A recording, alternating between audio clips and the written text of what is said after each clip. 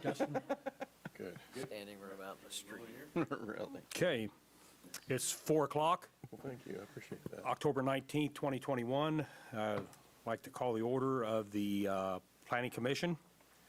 I'd like to ask if the confirmation that the Kansas Open Meeting Act required notice of today's meeting was properly provided. I can confirm that the packet was posted and the required notice of the meeting was met. Okay. I'll call this to order. We have a roll call, please. Yeah, I'm going to call the roll. Commissioner Gilmore, Present. Commissioner Mikesell, Here.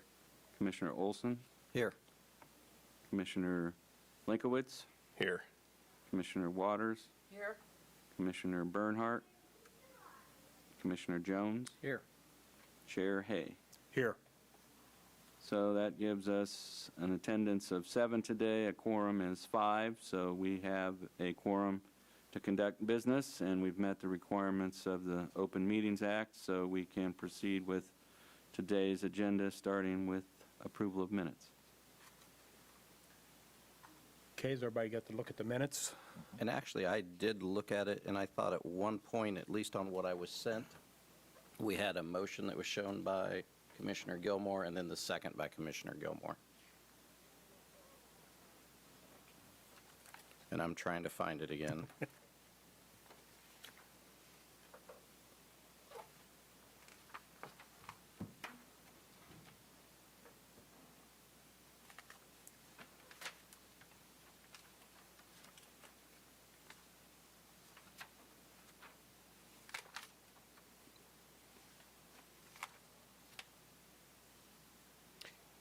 Looks like in the minutes it was, if it was, it was changed because I made the Page motion. 8. Page 8 of Page 8. 12, actually, yep. It's after the actual motion and second. On the note there, it says Chair Linkwitz returned the meeting and approved a brief adjournment. Yep. Yeah, it was motioned by Gilmore and seconded by Gilmore, so that would be inaccurate. Yeah, I don't think there would have been a motion involved unless there was a motion to adjourn, but the chair can call a brief adjournment, so my notes didn't show any motion at that time, so probably that whole sentence after 6:09 p.m. should be struck, but we can look at that. Okay, any other corrections? Beyond that, then I'd make a motion to approve the minutes. And I'd second that. We have a motion and a second. All in favor, say aye. Aye. All opposed? Okay, that passes 7-0. Okay, we're moving to new business. I guess my first question was, it says that the applicant or appointed representative must be present in order for the Planning Commission to take action on this item. Yes. Yes, that applicant is joining us on Zoom, and they are present through the meeting virtually. Good. Welcome, Michelle. Hi, Commissioners. Thank you. So for our first item is a public hearing item, and it's application CU 21-8, and it's been filed by Michelle Peck on behalf of the Salina Educational Automotive Museum of America, also known as the Garage, and they are requesting approval of a conditional use permit to allow a drinking establishment with outdoor patio in the C4 Central Business District. And we have provided for you some background information about the buildings that were here before, the previous uses, including the Images Recycling Center as part of the Downtown Starbond project. Plans were developed to construct a car museum at this location. It also involved the acquisition of property from the city of what was formerly a public parking lot, and a new building has been built over that parking lot. So property we're talking about is buildings and property that was formerly occupied by Images Recycling and also by a city-owned parking lot. There were plans submitted for construction of a new building that would occupy the former city parking lot, and then the remaining buildings were renovated both internally and externally.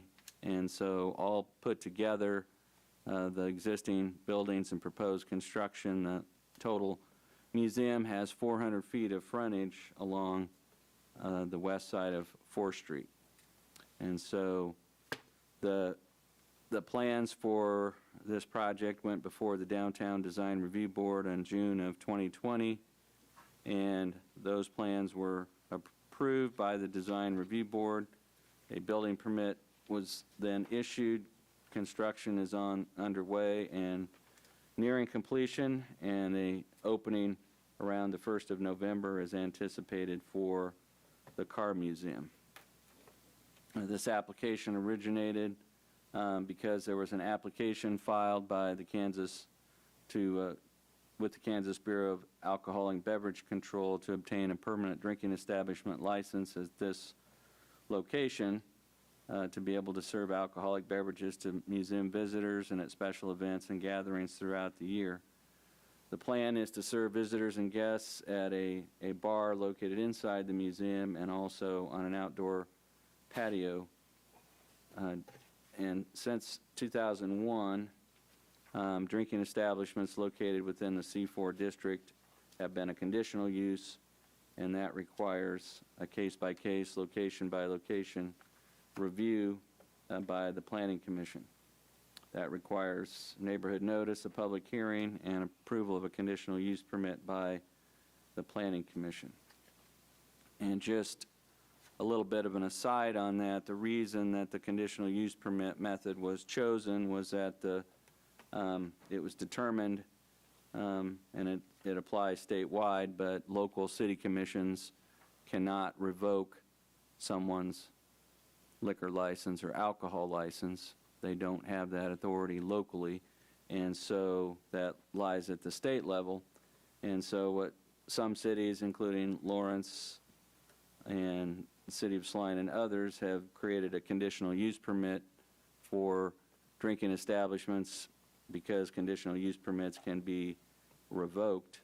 And that would, if you have a drinking establishment that has lots of police calls or underage drinking or vandalism or things like that, you can't locally revoke their liquor license, but you can revoke a conditional use permit. So it's a broad brush approach, but every permanent drinking establishment license that's in the downtown area has to be reviewed as a conditional use.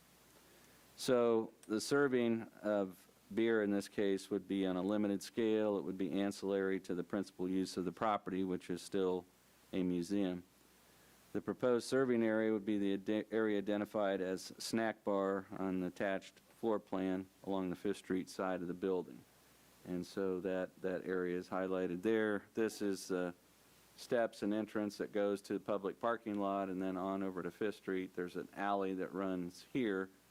And so that is where it would be purchased or acquired, but we would need some additional clarification as what the consumption areas would be. So obviously that tiny snack bar area is not going to be the area where everyone is consuming the beverages. It's going to extend out of that area, but that is the area it will be served from.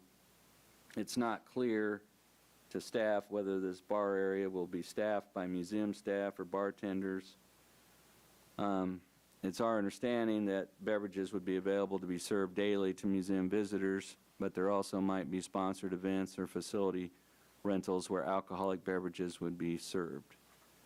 So the sale and consumption of alcoholic beverages makes this a drinking establishment under state law, and due to its location, it has to be reviewed and approved by the Planning Commission prior to issuance of a license. So we provided for you a definition that we have locally for a drinking establishment. In 2001, all drinking establishments from that point on had to get conditional use permits. In 2008, that was modified. Originally, places that served alcohol but had kitchens and food services had to get conditional use permits, and then it was determined that if you were a restaurant that served alcohol, you did not need a conditional use permit. So, and the reasoning is that not every location downtown may be appropriate. There could be a case where there may be a negative impact on surrounding businesses, and so it allows for a public hearing and public comment before action is taken. And so this museum building is pretty consistent with what you see downtown. It's got a 0 setback all the way along 4th Street. It meets the standard pattern. If you look at what's around it, you have the yard, baseball training facility to the south. You have the Flower Nook and Quilting Station to the north. You've got a vacant lot and some businesses on the east side of 4th Street. And then you have the public parking lot and 5th Street on the west. And so as we look at contributing to the welfare and convenience of the story of the public with this type of facility, this would allow museum management to broaden the types of events held at the museum. It could be a potential source of additional revenue for a self-supporting museum. It could provide additional gathering space for museum-sponsored and private receptions, and it could strengthen the image of the downtown as an entertainment district. As we understand it, the hours that alcoholic beverages would be served would be based on the scheduled time of scheduled special events. We would request that the museum staff or board provide additional information about any time limits or restrictions placed on rental events.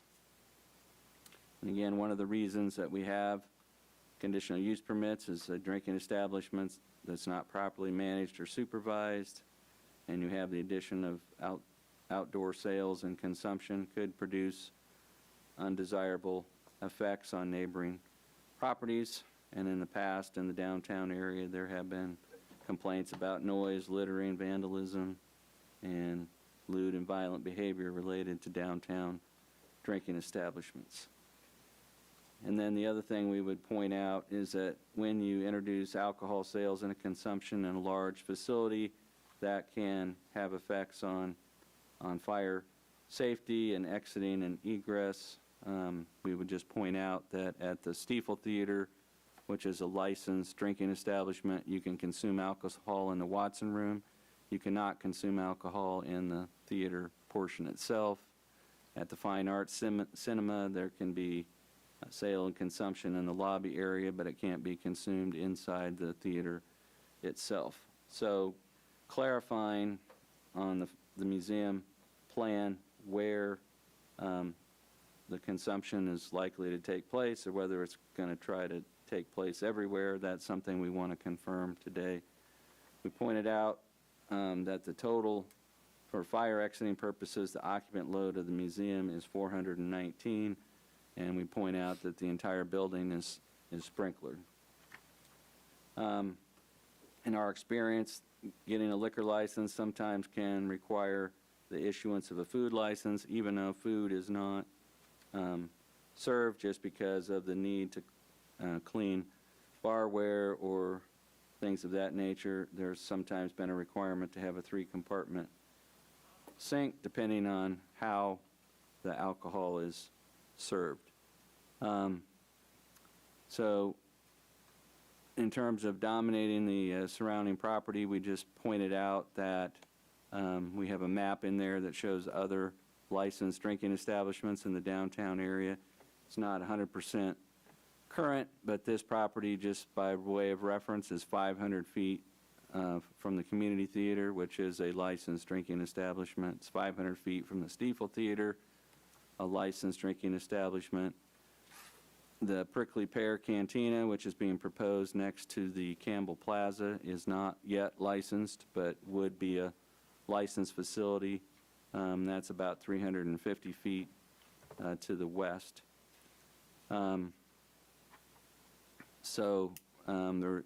We pointed out the nearby buildings, but we think that if this is ancillary and it's tied in with already scheduled events, it shouldn't impact or create the need for additional patron parking. It's serving people who are already going to be there, either to visit the museum or for some event. As we pointed out, the snack bar area is tiny compared to the rest of the museum.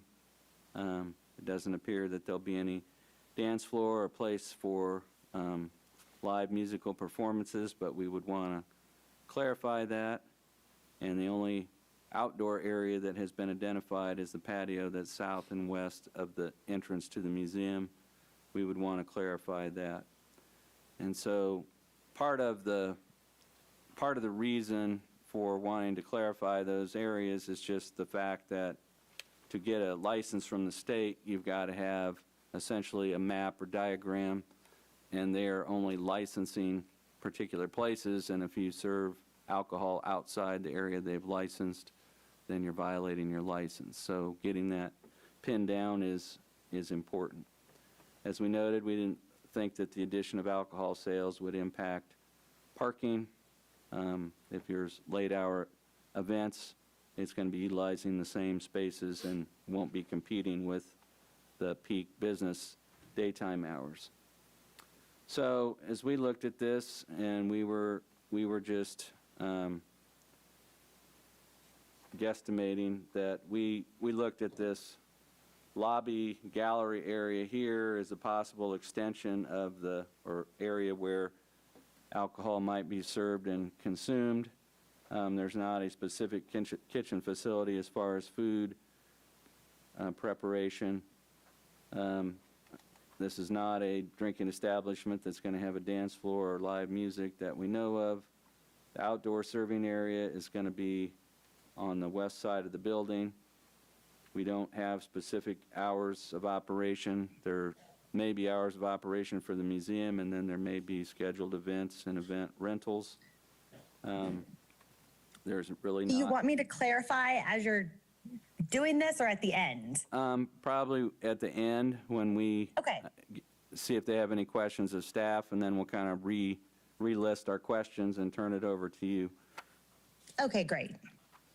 So there's, in terms of nearby residential development, there's apartments 200 feet to the west. There's also some lofts on 5th Street near Iron, and lofts in the buildings on the east side of Santa Fe. And so the information we provided on page 8 of your report is just items that in 2001, the Planning Commission said these are the things that we want to know about when we're reviewing a drinking establishment and help us in making a decision. And so if you found that all the information you need has been provided and that this establishment in this location will not have a negative impact on surrounding businesses, then you could approve the Car Museum's conditional use permit application. You could approve it subject to conditions or revisions to the plan that you think are appropriate. You could deny the application, or you could decide that if you deny it, that it would be incompatible in this location with the surrounding neighborhood. So staff would request a couple things. We would request clarifying what the intended serving area and what the licensed premises would be. We would request what the policy and scheduling would be for facility rentals or scheduled events, whether there'd be rentals to outside parties not directly tied to the museum, and what those hours of operation might be, and then just a clarification whether that one patio area there identified and shaded on the west is the only outdoor area, or whether that area would be larger than the way we've depicted it.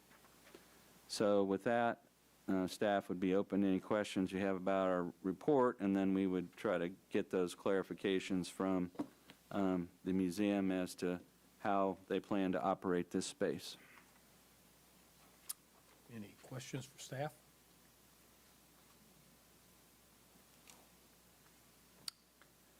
If not, we would go ahead and turn it over to the applicant. Michelle? Wonderful. Thank you guys so much. If this is approved, we have an tap draft system. It is a self-serve system. This isn't anything that Salina has, so it'll be really unique and awesome. Patrons will be able to walk in. They'll be able to purchase a beer card through it's a company called Pour My Beer. At the front desk, we ID them, we bracelet them, and then they can walk over. We have 5 different beers on taps, 2 wines, and even we'll rotate different hard seltzers and different seasonal beers and drinks on there. They'll be able to grab a beer and walk through the entire 40,000 square feet of the museum as they touch, experience, and interact with the different vehicles. I can promise you that we have a $3 million Duesenberg coming from St. Louis. This will not be a drunken brouhaha type of facility. It is very controlled, but if you would like to take a beer through the museum as you look at the different cars, we want to make sure that that's an option. We have worked with our insurance broker and ABC to make sure that we're following all the laws and all the regulations to keep it very controlled and safe. We will be able to do live music in there. We're looking at doing an opening event where the symphony is going to be playing on site and have jazz and a really great symphony to kind of launch a Roaring 20s party. So yes, live music is available. Our sound system is set up for that. Dance floor wise, there's cars throughout the entire 40,000 square feet. So if someone wanted to dance, the lobby area would be a practical place, but it is not set up for some sort of a big dance facility yet. However, we have had people ask about hosting weddings, even hosting prom, looking for really unique and unusual spaces. And we want to be able to provide that to the community, but kind of looking at things in a different way. That will allow us to generate revenue and to keep this museum open and operational. Hours of operation, those are still yet to be determined. However, we would be following all city noise and guidelines for those hours. Looking at right now about 10 a.m. On a traditional day, we'd open at 10 a.m. and close at 6 p.m. We'd stay open late on Thursday nights for this trivia night, maybe till 9 p.m. But we have our booking different events already. So yes, as for the patio, that patio is fairly small. It's long and narrow. It's really designed. We will not be serving any sort of drinks from the patio necessarily because it's from the self-serve bar area. But if you wanted to take your beer out on the patio and read a book or a magazine, you could go out there and sit at kind of an outdoor seating area. So that area isn't designed to, I think it'll hold maybe 20 people out there on the patio. But that's by design, that there would be seating to encourage that there. Did you anticipate any expansion of that to the other patio area on the west, or just to that shaded area that's on the screen? Just to the shaded area on the screen for now. If anything down the road, let's say we were going to have a big event, we would do it in the parking lot. So that's like really outside the box and long term. But no, we want to keep it controlled to that patio area.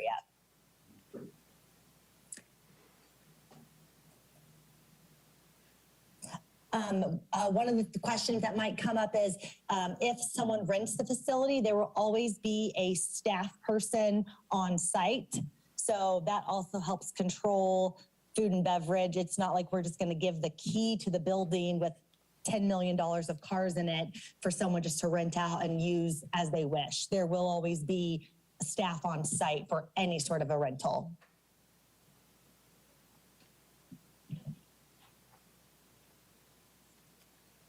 Any questions for the applicant?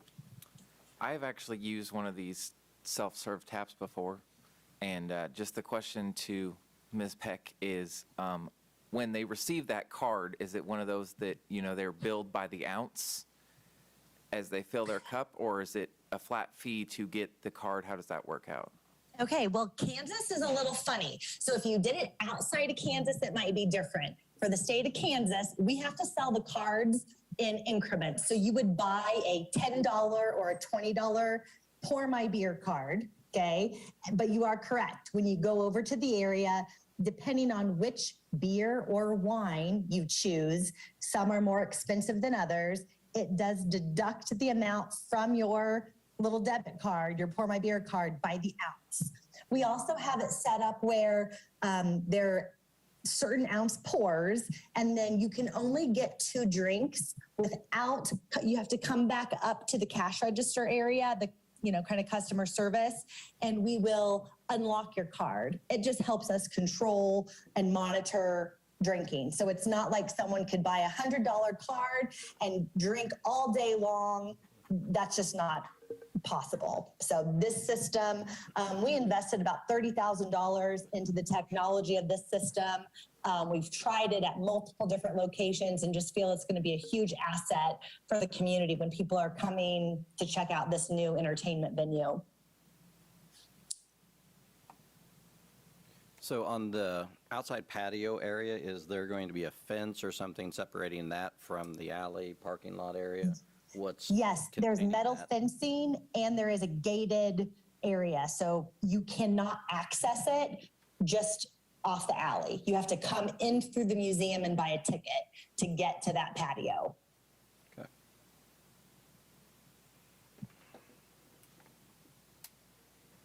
Okay, Michelle, I got a couple of questions. You said that you were, the hours of operation is going to be 10 to 6, and then Thursday night you'll have your trivia night. When you open the doors from 10 to 6, is that, can I walk in at 10 o'clock in the morning and buy a card for drinks, or is this only for special occasions? It's not going to be an open bar every day? No, it is every day. So if you come on a Tuesday over lunch with friends, you could grab a beer. Yes. We also have coffee pop, and we do have snacks. Someone mentioned about food. We do have snack area where it is self-serve, kind of like a hotel lobby or one of the new hotels downtown, where you can get nuts, chips, Gardettos, chocolate, some snacks as well. So it will be open. You would be able to get a beer any of the time that we're open. Okay. And then what's the capacity of the museum? I think the final capacity they just said was about 420, 450. Okay, because I was wondering, you said that you talked about, or was asked about weddings and even prom, and with some of the weddings you get to now, these days, they get over that 200, 300, 400 people, so I wanted to find out the capacity on that. The number that the building official gave me off the code footprint was 419, and what that's based on is it looks at the fact that the building is sprinklered and then the number of egress points, and based on the fact that it's sprinklered and that how it's set up for emergency access, it was determined that that space could safely accommodate 419 people at the maximum at one time. Thank you. And then, so what's the total number of staff that will be present during operating hours? That will vary. If it's a Wednesday morning at 10 a.m., there won't necessarily be four full-time staff. Opening weekend, I can tell you there'll be at least 8 to 10 people that are on salary paid, but we do have volunteers. So we have about 60 registered volunteers that will be volunteering throughout we'll be rotating different volunteer hour shifts that will help with security, customer service, questions, navigating. So I have 4 full-time staff right now. That is what our basic staff is. Then we will have about 4 part-time people. So it really will vary. Usually if there's going to be an event in the evening, we'll have 2 part-time people working together. So always 2. Just also for you to know, the entire building has surveillance and has extremely high-end security system and video cameras. So anyone is able to, staff as well as board members, we can watch and hook up to the museum from our cell phone and watch every single square inch of that building 24/7. So the security systems that we have in place, as well as the announcements and the AV systems for emergencies, we've really gone above and beyond to make sure that safety is top priority. So I'll go back in then with the application for the liquor license, not knowing that part of it. So I'm assuming if it goes through, you can't use volunteers as part of the staffing for that part of it? Would you have to use? No, they would have to be regular paid employees that are issuing those beer cards. Yep. Okay. Volunteers can't do that. And then- But a volunteer could show them where the cups are, or could, if they're having problems scanning something, they could help, just like a regular person could help too. So after the opening weekend and once you get into kind of a more normal routine, is the expectation that you're going to have one or two staff typically throughout those normal operating hours, or is it all four are going to be there? No, it could just be, it could be one with volunteers, Okay. depending on the hours. But we do have 4 full-time on staff. And then I assume the cups would be a disposable type cup then, and like the snacks that were mentioned earlier are all single-serve snacks? Yes, yep.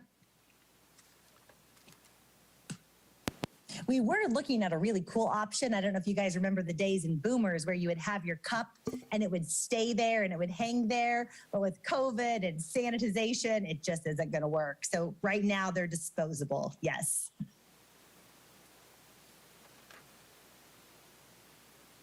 So this is a question, I guess, for Dean. With the application, I noticed it says, so do we have, will the application be changed then, since there will be live music sometimes where the conditional use permit says no for, Well, that was our answer, and it had more to do with drinking establishments that bring in live bands and amplified sound and things like that. There's a difference between live music performances and having amplified sound, or having amplified sound on an outdoor patio, and that's not the case here. Those are just kind of checklist items to go through to determine what the character of this is, and so it's not going to be similar to the Blind Goat that was on North Santa Fe or places like that. So thank you. that's just to help you differentiate the different types of establishments. Any more questions for the applicant or staff? Do we have anybody in the audience or online that would like to comment on this? We do not have anybody from the public online with us. I would just report to the commission that we did send out notification letters to all the owners of property that were within 200 feet of the museum, and we did not hear any negative feedback or any requests for questions or clarifications, so. Okay, if no more questions for staff or no more questions for the applicant, I'll bring it back to the commission for either some type of action.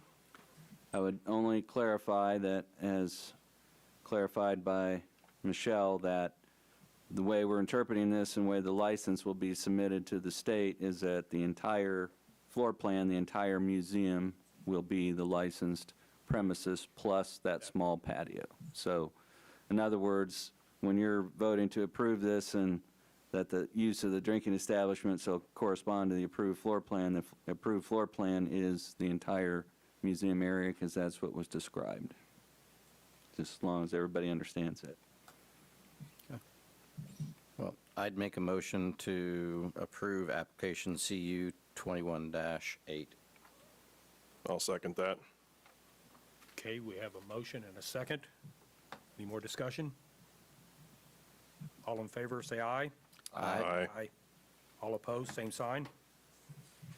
Motion passes 7-0. Yay! Can I be excited?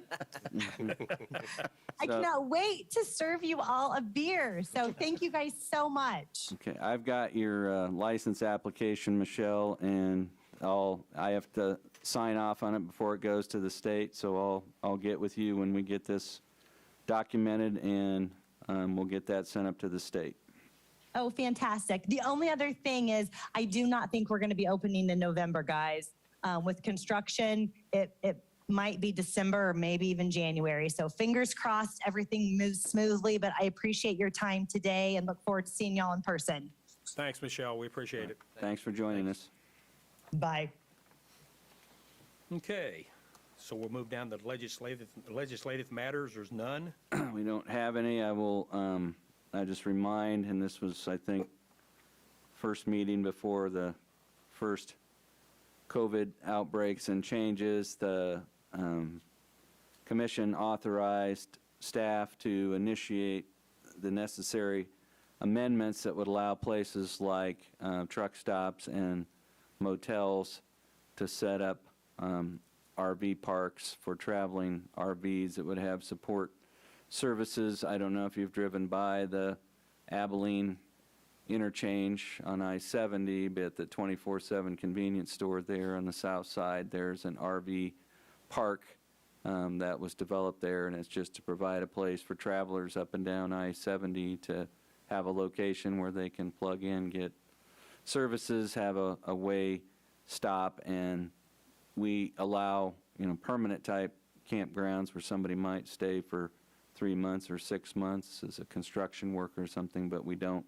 This would be more for overnight type stays, so we may be coming back to you with discussion of some ordinance changes that would allow for that under legislation. We don't have any administrative items to discuss or preliminary discussion items. I would want to share that there was discussion about the intersection there at Highland, Century Plaza Drive, and Magnolia